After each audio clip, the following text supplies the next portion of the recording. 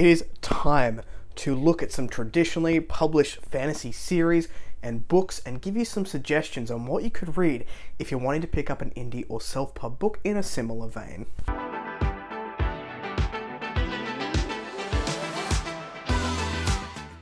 Hello everyone, welcome back to A Fictional Escapist. My name is Kris, and today's video is an exciting one. It is an if you like this traditionally published book, try this indie or self-published book. Before we jump into that, make sure you check the description box down below for links to my social media and Discord, should you want to come along for the ride.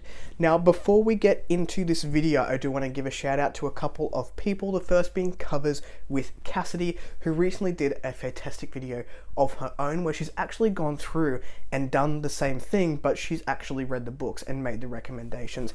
It was a really good video, and I actually took away some traditionally published series because I'd read the indie books but not the traditionally published ones. So I got a few more on the TBR. I would highly recommend it, and the video will be linked down below, as well as Cassidy's channel. The other person to thank here is the creator of this list. This is Rachel Renner, who is the author of the linked series.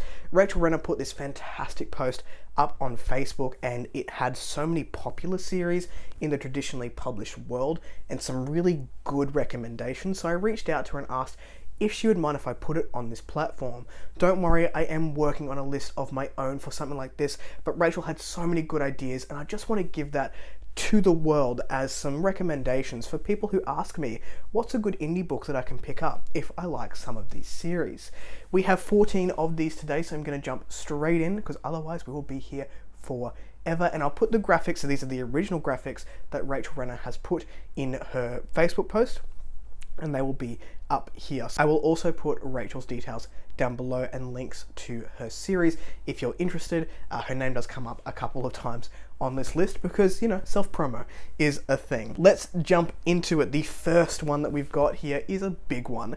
If you like Dresden Files, we're going big series, we're going well-loved urban fantasy following Harry Dresden, who is a snarky wizard private detective who helps the police when crime turns magical. This is a series that carries a lot of urban fantasy tropes. You can expect vampires, werewolves, and Bob, the creepy talking skull, who is creepy in more ways than one.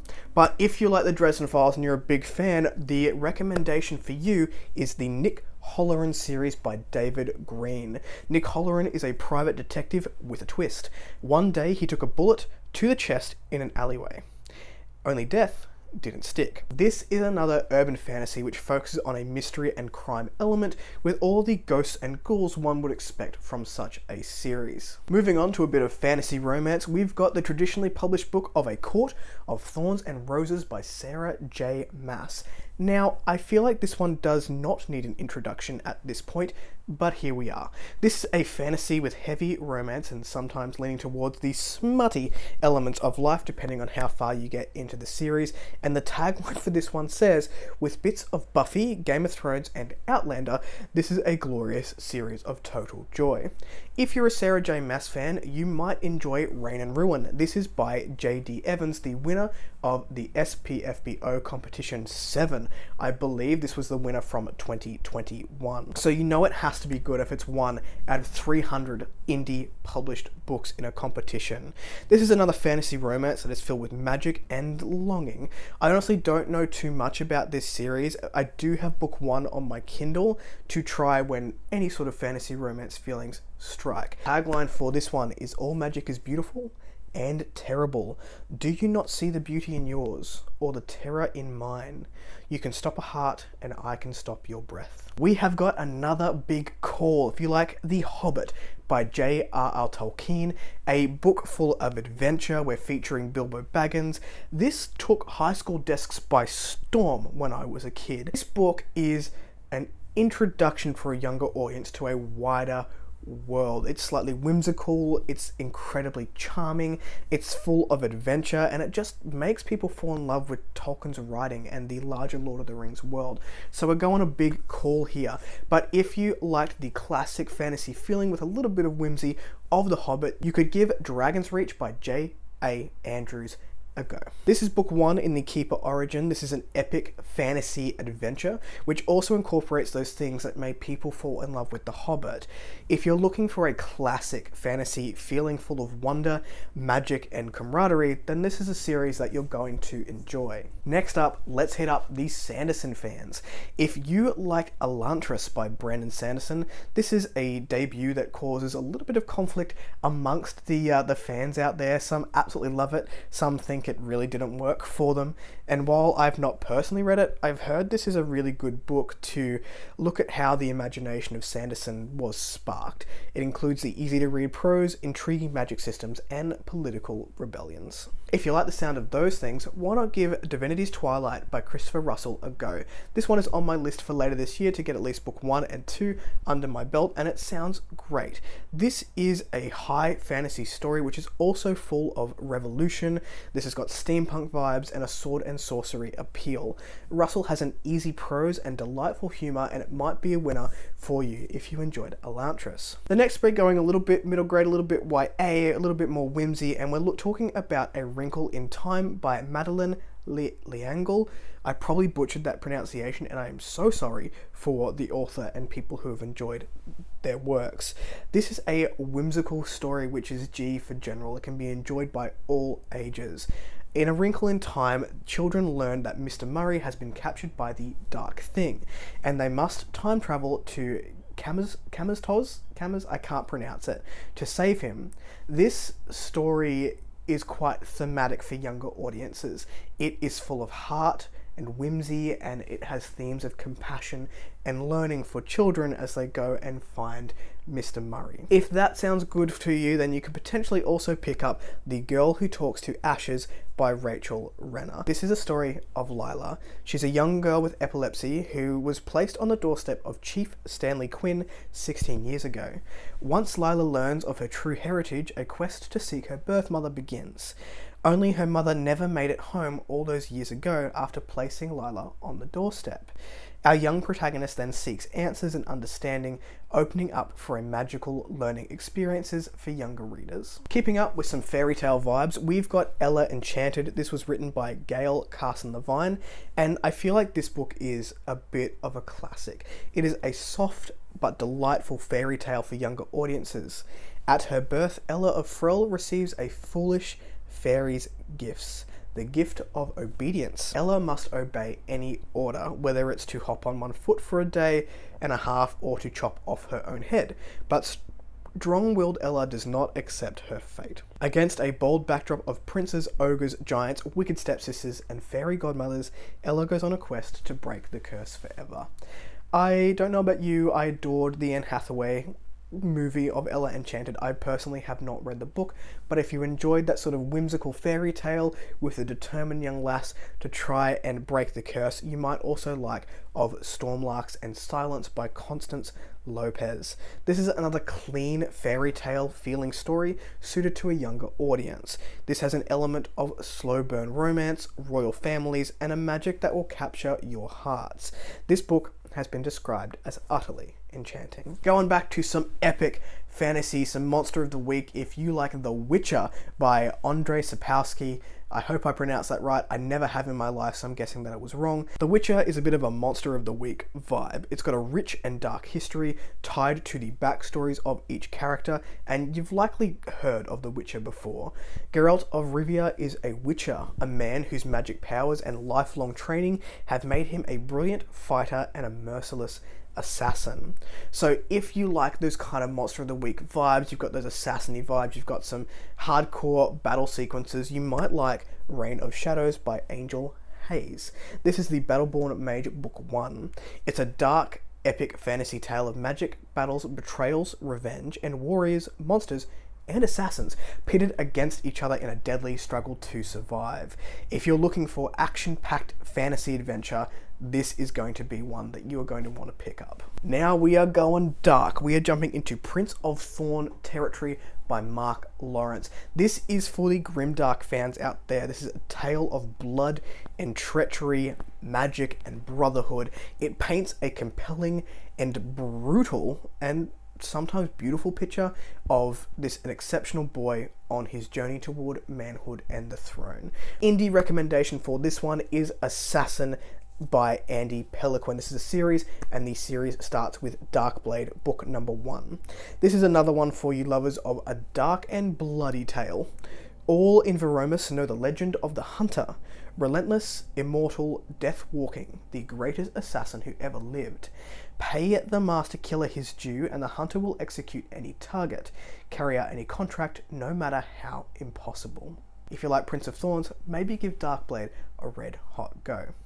Jumping back into some YA, some maybe older YA, new adult fantasy, we have got City of Bones by Cassandra Clark. This is the Mortal Instruments series. This is YA historical fantasy. There are romance elements. A lot of us have heard of Cassandra Clark or the Mortal Instruments in our time. It says, irresistibly drawn towards a group of demon hunters, Clary encounters the dark side of New York City and the dangers of forbidden love. If you enjoyed the Mortal Instruments, why not give A Bond of Thread a go? This is the Mountain Fell book, and it is by Allegra Pescatore and J.B. Bernison.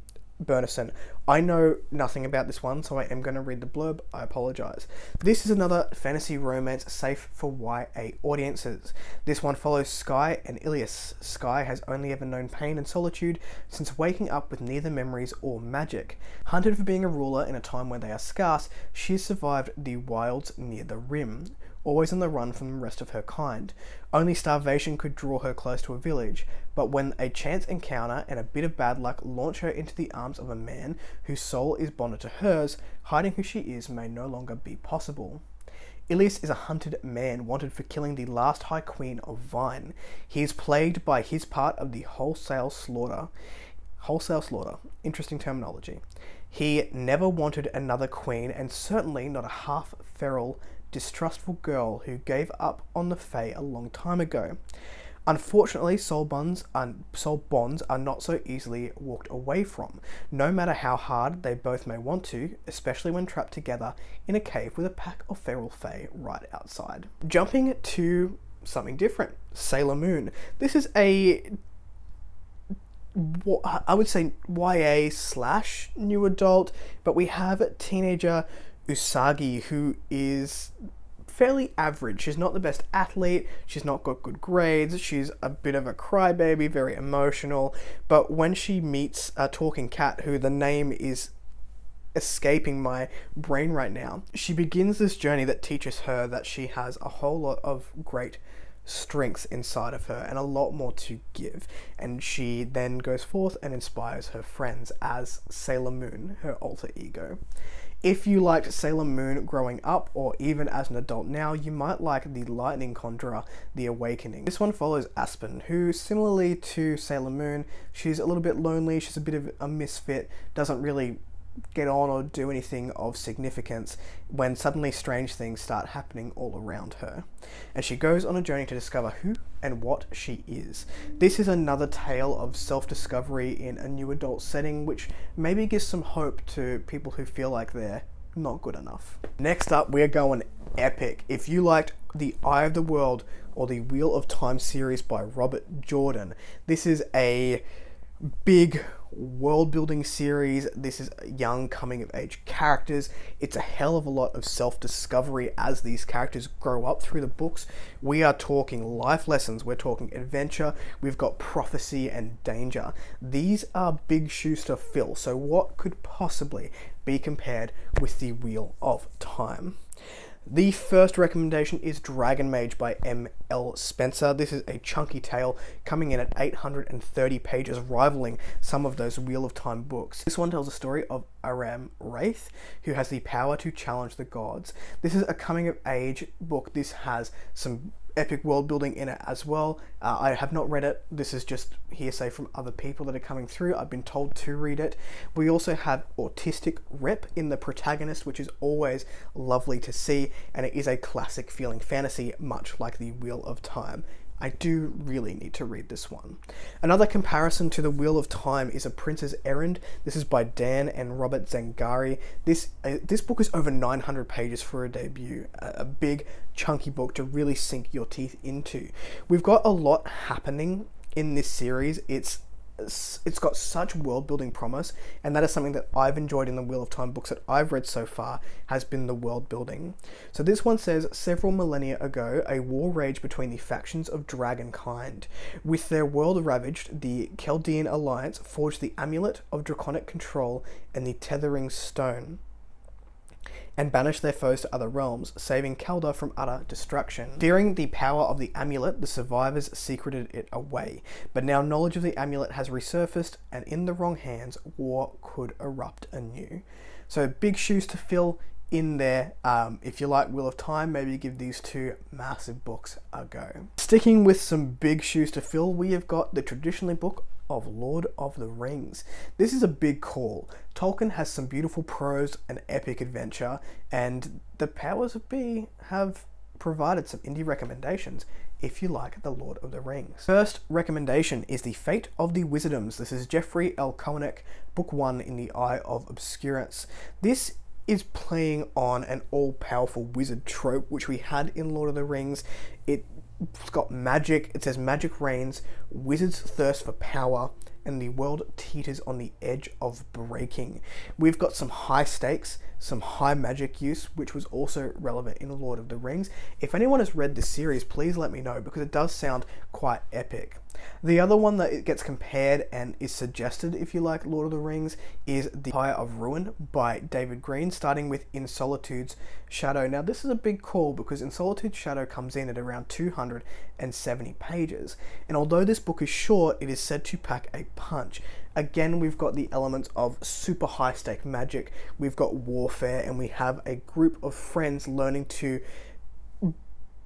come across these things together and learn how to get through those particular situations. Jumping into some more urban fantasy, if you enjoy Buffy the Vampire Slayer, which was created by Joss Whedon, this is urban fantasy, vampire, monstery goodness in a dark setting with a badass female protagonist taking it all on, then you might enjoy Glimmer of the Other Realm Book 1 by Heather G.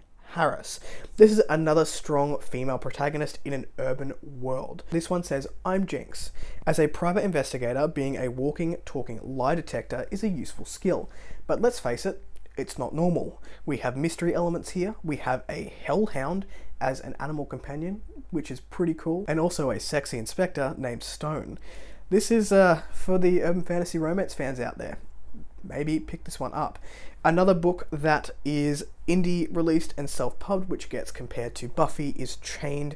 This is by Casey Lee and Raven Storm. This is Rise of the Alpha Book 1. You know there's going to be romance elements with a name like that. This is another paranormal fantasy, urban-esque series with some spice attached. So if you're looking for a bit of spice in your urban fantasy, this one may be one to pick up. So it's recommended for mature audiences because of the spice.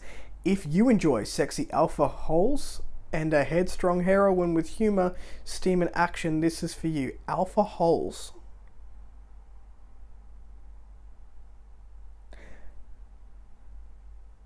I am too innocent and naive for this. Finally, coming back to some wholesome content, we have How to Train Your Dragon as the traditionally published by Cressida Cowell. This is a well-loved middle grade fantasy full of action and adventure. It's got whimsy in it, it's got dragons, it's got young peoples. It's just way more wholesome than the thing that we just read out. If you liked How to Train Your Dragon, either the movies or the book, then maybe give First Flight Dragon School a go. This is by Sarah K.L. Wilson. This is geared more towards the young adult than the middle grade market, but we still have a young protagonist with a dream to ride dragons. So we've got Dragon School elements. We also have another Dragon School-esque story which has been recommended here, and that is Izara, Riders of the Fire, Book 1 by Eileen Mueller. So we've got a couple of suggestions here if you like those Dragon School elements. So those were 14 suggestions of if you like this traditionally published book, try this indie published book or this self-pub published book. What are your thoughts? Have you read any of these? Would you make the same comparisons? What are you going to pick up from this list? I'm genuinely curious. Let me know in the comments down below. If you like this content, give it one of those. If you want to see more of it, click subscribe at your will. I'll catch you in the next video. Ciao.